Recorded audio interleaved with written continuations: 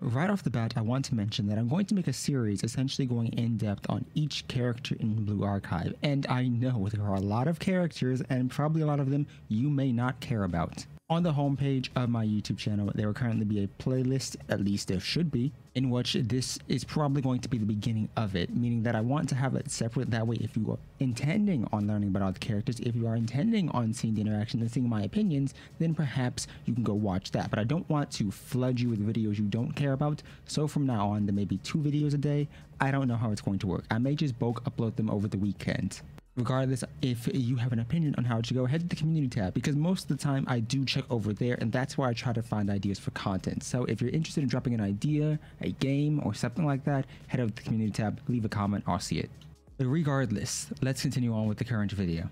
This, unlike many of my other previous videos, won't be going in depth onto a specific character, onto characterization, or why I like the game. Instead, I want to evaluate and discuss Blue Archive as a whole. The states of Blue Archive in particular, simply because I personally believe Blue Archive is a great game, it has great art, it has great characters, but I was discussing gacha games with some of my coworkers and friends, and Blue Archive has a bit of a difficult reputation. When you mention games like Genshin Impact, games like Blue Archive, games like Arknight, a lot of the things that you're going to see is that the games really do appeal or try to appeal to a certain demographic of individuals. Now, that doesn't mean anything in particular. The individuals could like strategy, they could like the character design, the characterization and personality of the units, they could like the lore of the game or just the feel of playing it. They could also have a crippling gambling addiction, we don't know. But Blue Archive, in my opinion, is in a very tough spot because by most standards, and one of the main ways you'd find out about an unknown game is either A, you'd see a lot of advertisements for it, don't get me wrong, that works too. B, you could also see great gameplay that you think really looks interesting and want to test it out. And you could also hear about it from a friend. But with Blue Archive, because of the nature of the game itself, because of the fact that it, says, hey, these are high schoolers with guns, essentially, the game ends up in this weird spot where, because of, in some cases at least, the more lewd aspects of the live 2Ds or how characters are made and designed, especially in regards to the art, then you end up with this weird situation where I think if Blue Archive didn't specify the ages of all the characters, it would be in a much better position. Now, don't get me wrong. This isn't to say the community is bad or anything like that. I think Blue Archive has an amazing community, and it's probably one of the best I've been in, or at least I've seen from an outside perspective. But Blue Archive does not have, in my opinion at least, the best reputation.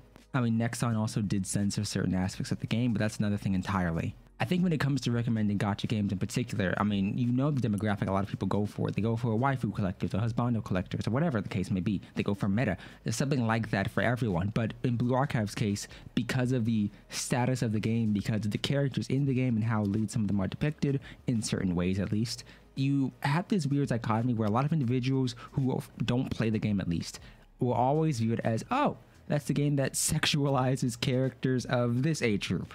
And I think that's unfair. I think a lot of gacha games, even Genshin Impact, gets an unfair reputation like that because a lot of individuals see characters like Diona and they immediately think this game is for horrible people, and I don't think that's fair. Because I think a lot of us play gacha games like Genshin, like Arknights, Azure Lane, like Shanghai Impact, like Blue Archive. You play Alchemy Stars, you play numerous styles of games, and as a direct result of that, none of them have to be because you want to sexualize this group of people, or because you like or are attracted to this character. You could like the gameplay, you could like the story, you could just like the pretty colors. I don't care.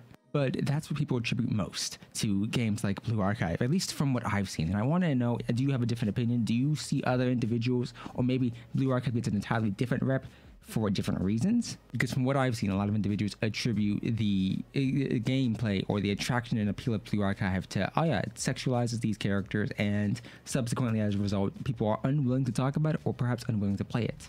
Now, don't get me wrong, my channel is pretty much dedicated to Blue Archive, and I'm perfectly fine with that. I love this game. But I do wonder, from an outside perspective, what individuals think of people who just play Blue Archive, or people who play games like Azure Lane. Because I do think those are the more standout aspects of the games. Not necessarily in a good way, but more so those are the aspects people notice first and foremost. Because people don't necessarily care about the gameplay of gacha games, because they care about the wishing system, and how bad the rates are, and what's the appeal. Blue Archive's main points are the live 2D and the gacha system. And if you take both of those out, you're left with really good characterization, but then you're left with the weird information it puts on there, which I really feel like they could do more in depth. Don't get me wrong, I've complained and ragged on Arknights for essentially, giving you walls of text in regards to characters, but at the same time, I do believe that Blue Archive could do a lot better with the information it does give you. You get the story, but you don't get much else about that character, like their backstory or anything like that. I think a combination of the two games' story types would be great. If you have the fact that as you rank up with characters, you get a relationship storyline like Blue Archive currently does, but as you rank up, you also get background information on them, that would be great in my opinion. Because the game doesn't elaborate as to who their friends are, why they became friends, or their stories between them. Instead, it elaborates on what's happening now. And I'm fine with that, sure, but I want to learn more about why my character acts the way they do, why this person does this, who are their friends, why do they like each other, why do they hate each other. And the story sometimes goes over that, but a lot of times it doesn't, especially for lesser important characters.